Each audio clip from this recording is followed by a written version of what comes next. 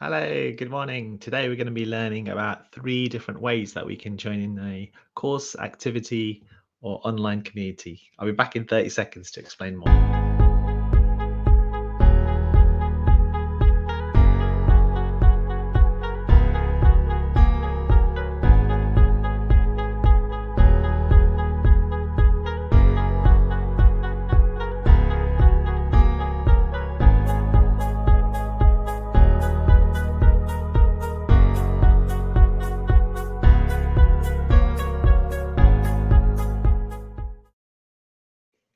Hi, everybody. My name is Shamash. I'm author of Mindfulness for Dummies. I'm really into mindfulness and well-being and happiness. And this month, I'm going through the Action for Happiness calendar. So you can download this calendar. Probably if you just type in Google Action for Happiness November calendar, you'll be able to get it. We're going through a different theme every day. And today's is to sign up or to join a new course, an activity, or an online community.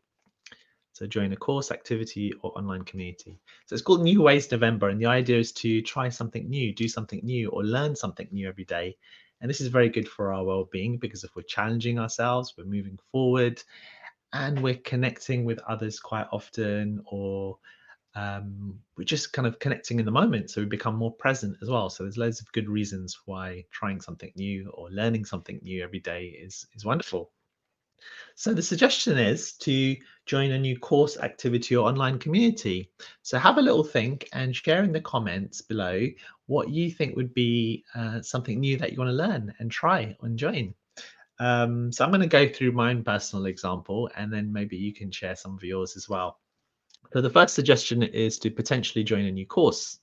So if I wanted to do a new course, so the example I'm going to share is that I'm quite interested in the whole science of habits and habit formation.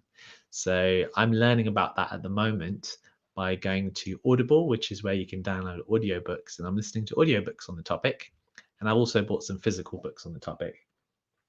But what I could do next is go onto a search engine like Google or similar and actually search for some online courses.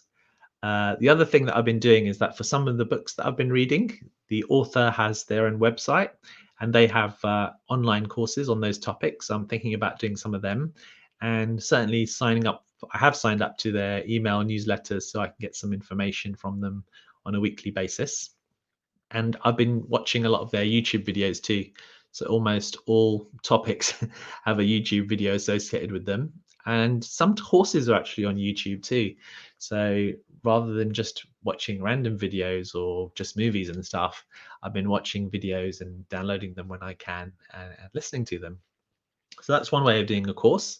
So there's some options for free courses. And then if you want to go into more detail, there's obviously paid courses for all of them too. In terms of activities, what activity could you do? So I'm thinking about learning about habits and habit formation. Not so sure about what activities I can do apart from actually testing those ideas out. But maybe if you want to do a new form of exercise, let's say if you want to learn something new in cooking or gardening, the examples of activities where you could learn or try something new and join in an activity. And one of the tips that I'll probably be peppering throughout this whole month is to start really small. So first of all, do something that you want to do. One of the things that I've been learning about behavior change is if you really don't want to do it, it's just not going to work. So you need to think about, is this something you are interested in at least and want to know more about or learn more about? And if so, in what form do you want to learn about it more? So let's say I want to learn about the science of habits. I am curious about it. At the beginning, I wasn't sure how much time I wanted to spend on it, so I didn't spend so much time. But I'm getting more and more curious about it now, and I'm wanting to learn more about it. So think about, what is it that you're really curious about? What would you love to learn more about, and go in that direction. So there's some suggestions there for activity. And finally, and sometimes I forget about this, is you can learn by joining an online community. And in terms of different places, I know Action for Happiness, they've got their social media channels that you can follow. And also they've got an app, which is really popular, which goes through each of these daily themes. So you could download the Action for Happiness app and you can connect with the community there and learn more from each of them. And obviously, it's not just Action for Happiness that has communities and apps, so many different organizations, including ourselves. We've got one Facebook group called Mindful Champions, So you can connect with me if you wanted to learn more about mindfulness, for example. You could ask a question there and you start to learn about it.